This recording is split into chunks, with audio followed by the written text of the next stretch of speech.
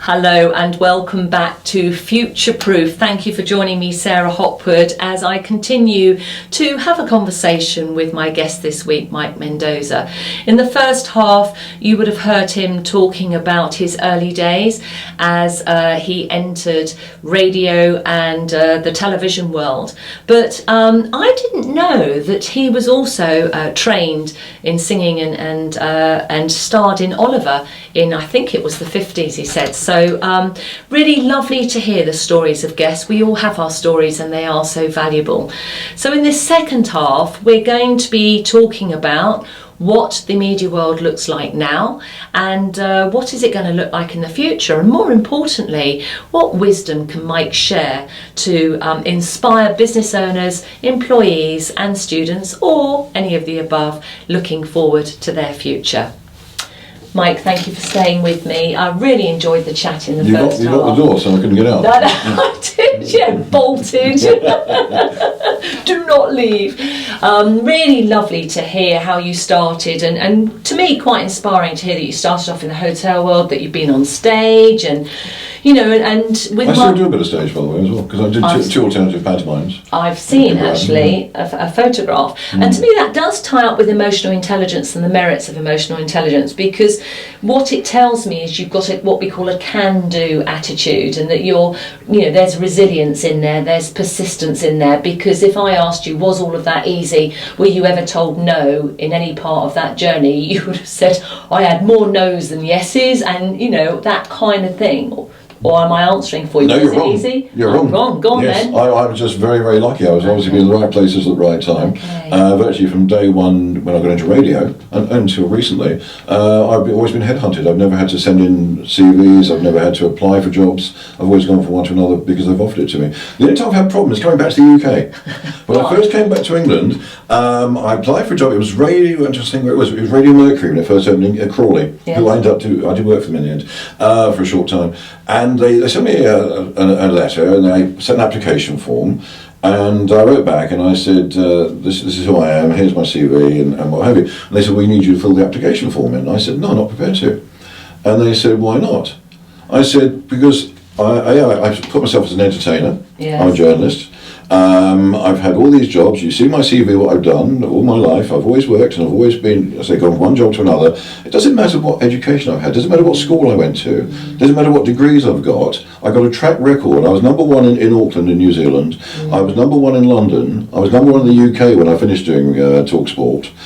Does it matter? Yeah. Would you have asked Cliff Richard, let's see your CV before you can go out and sing?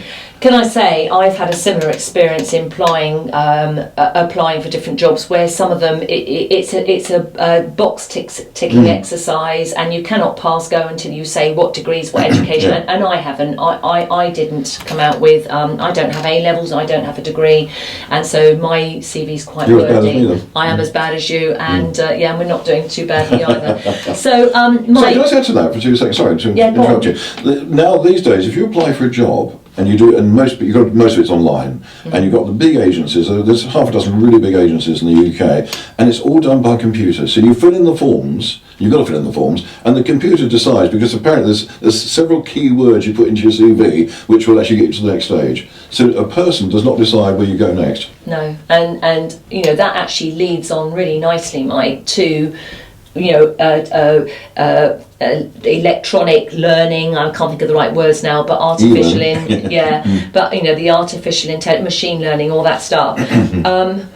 We are dealing with that machines are making decisions. How does all this AI, machine learning, apply to your world of media?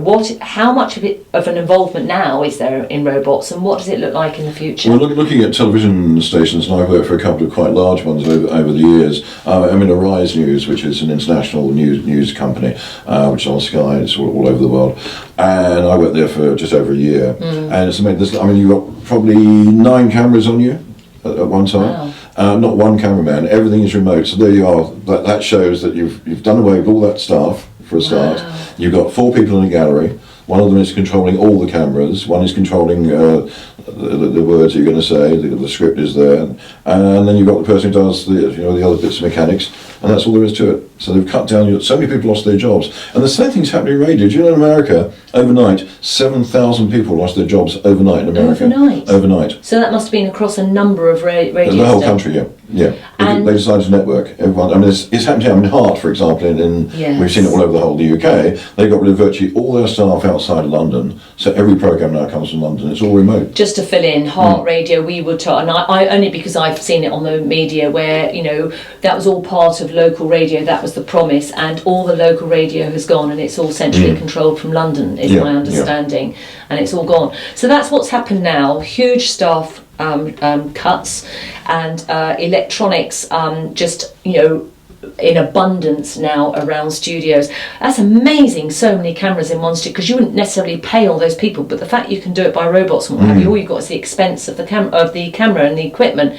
And as we say, they don't need from sick pay to holiday pay to paternity leave or anything else, so that there is a business case to up the electronics, particularly in this world. What does this then mean for the future? Are we going to have robotic newsreaders, or how do you see it? I can't see that happening, but you are going to have far more networking. So you probably have one person. What do you mean by that? Say more about that. Right, networking for both radio and television means that you've got one central location where one person will do it for the whole country, as opposed to going out to different regions. So for the whole country. That's a big word. And this is happening also with, you probably don't know, you must know, I was mayor of... yes, I do know. So, and I was chairman for a short while of the planning committee. Yes. And we had an application came in, funny enough, through the council for what they call the Western Arm, which is Shoreham Harbour itself. Yes. And what they want to do is they want to do away with all the industrial side facing the main road, and make that into housing. Looking at 2,500 houses along that road. And I said, looking at the plans, it looks great. 2,500 houses is much needed, but you've got like 200 parking spaces. And the chairman and the director of planning said, well, this is a sort of 25-year plan, and we're hoping in 25 years people won't need to drive. There'll be different ways of different forms of transport. So I thought to myself, 25 years time, I'm probably not going to be here anyway. So we'll pass it. but he makes a point there. Traffic is getting worse around the country. Yes. Well, there must be other forms of transport. And they have talked about, from the battery car to things that sit in line and pods, if you like. But also the human side of us. I don't believe it will ever really go away. So for those of us who love driving, and I love driving my MX-5, you would never persuade me to give up my car and do something else. Car sharing, I get all the save the planet. But to assume, if you like, or confidently assume that that's over at least half the people giving up cars is what that mathematics is based on, or even 2/3 giving up their cars. In a way, that's quite a gamble, because being human is not easy to change our humanness. No, of course not, no. Okay, so we've just got a couple of minutes, Mike. Can I just, sentences, if that's a word, little nuggets of wisdom, recommending, and it's whatever comes to mind, whether it's to your grandchildren, I know you've got grandchildren, maybe to employees where you've seen people not be as good as they could be as an employee. How could they actually future-proof their job better? Because if we're highly efficient, we're less likely to be replaced, hopefully. Or even business owners. What little nuggets can you come up with recommendation moving forward? Oh gosh, how long is a piece of string? It's going very, very, I mean, I always say to people, just think of what you want to be, and you can be it. Really go for it. I mean, did I ever think in my life that I'd be ending up on television or on radio? Would I think I'd get number one in the whole of the UK? No, never. And if you really feel you want to do it and you want to go for it, then go for it. As far as employers are concerned, I don't know. I think at the moment life must be very, very difficult as an employer. I would hate to be an employer now. Either retail or any sort of business at all must be very, very difficult. So many laws have come in. Okay, and what's come to my mind then is the opening of this second half. I positioned it saying, I bet you've had loads of no's, and I think it's great. Sometimes we are in the right place at the right time. But also I think you're doing yourself a disservice if we don't recognise the reason why you were headhunted, the reason why you were offered jobs is because you were clearly very good at what you did, and that in a way was your CV. Media means your CV can be visible. Yeah. I really say I think I was lucky more than good. Because when I look back at myself, I think I can't look. I think it's awful at times. But I mean, I've just been in the right place at the right time. I've been very lucky. But you know, for the last couple of years, I've been quite ill, and so to come back from that, and in my 70s, having to find myself work again because I've used all my savings, it's not easy. Now it's difficult. It's good to see you back. And I think the last word I would say, first of all, thank you very much for joining me. And the other thing for me is, if I haven't been able to go through the front door, then I find the back door. And so never give up. If you find what you want to do, if you do get a no to begin with, look for some side doors or some back doors.